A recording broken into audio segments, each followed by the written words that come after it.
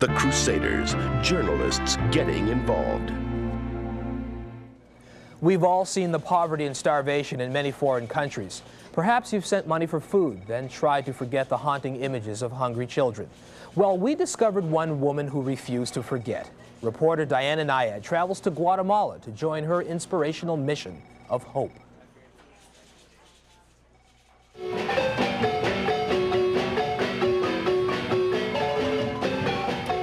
Just south of the Mexican border, you will find the lush mountains and the rich rainforests of Guatemala.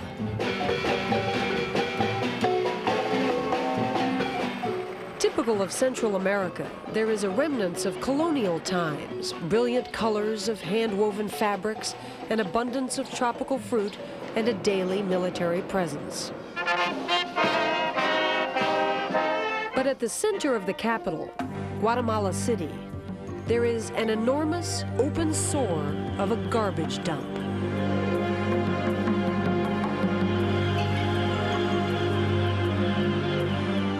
Competing side by side with the vultures are 3,000 desperate, hungry people. They live here, they marry here, they die here. This garbage, their only food source. Police are even called in occasionally to dig for people who suffocate in the competition for the best stuff. 1,000 of these scavengers are children, children who may never dream of becoming teachers or of swimming in the sea, because this is all they know.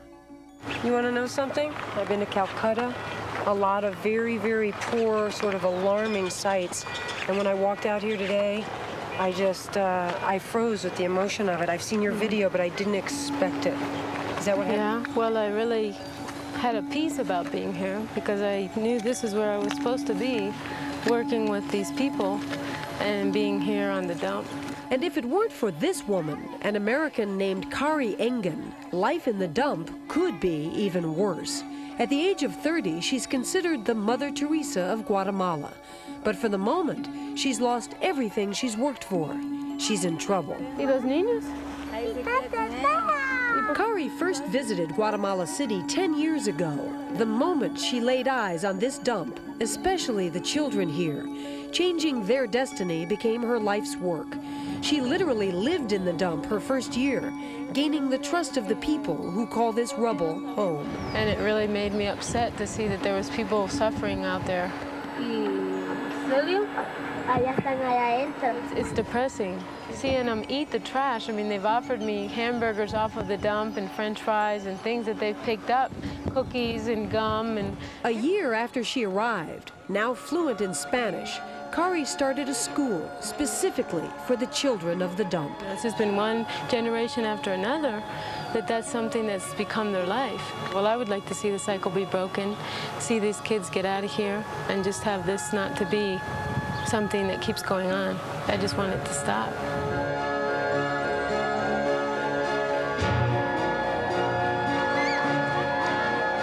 She aptly called her school Mira Fujio, or My Refuge. It was the first step these kids would ever take outside the dump site. Kari rented this school building with funds donated by church groups in the United States. For almost a decade, she taught language and prayer and trade skills, not to mention love and hope, to an entire generation of dump kids.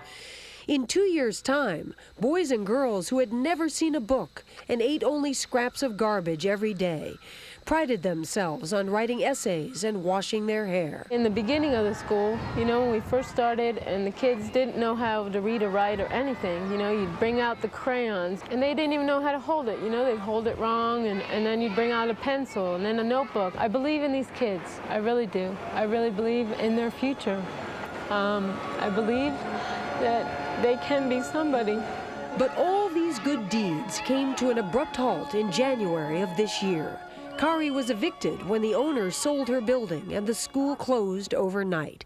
The 200 regular students of Mira Fujio went back to the dump. I love them so much, and I just want to see them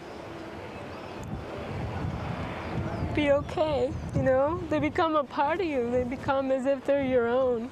But this time around, Kari is determined to build more than a school, an entire mission with classrooms, church, playground, something permanent, something that can't ever be taken away. So, Kari, the piece of property we're standing on right now is, I mean, this would be your choice if you could buy this more than any other?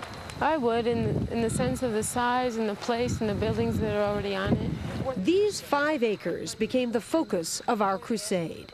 But at an exorbitant price of more than $500,000, it was an uphill battle. Do you have the estimate how much you want to collect? We spent 2 months looking for backing from all kinds of Guatemalan interest groups, both there and back in the U.S. The Crusaders. Some American companies responded immediately to our proposals with offers of goods. American Standard promised all the fixtures Kari would need for her mission.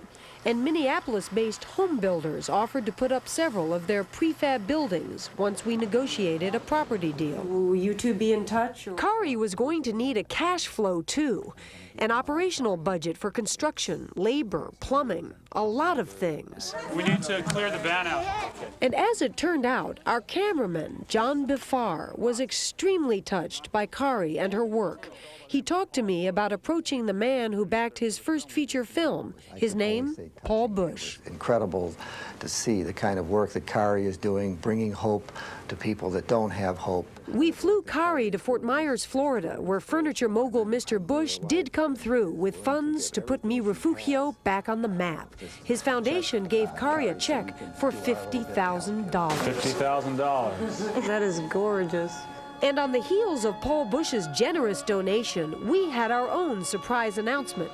We had struck a deal with the Guatemalan government to lease Kari the land she wanted most, the 5 acres adjacent to the dump site, at virtually no cost. 99-year, $1 lease on that piece of land. So We just want to thank you for what you've done for these kids and helping them to have a future, because I really believe in them, and I thank you for believing in what I'm doing. laughter and singing will soon echo from the grounds of the new Mira Fujio.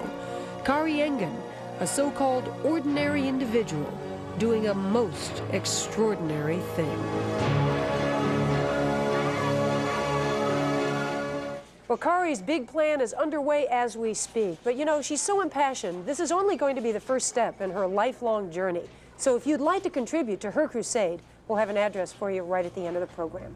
Great job, Diana. Very worthy cause. We'll be back in just a moment.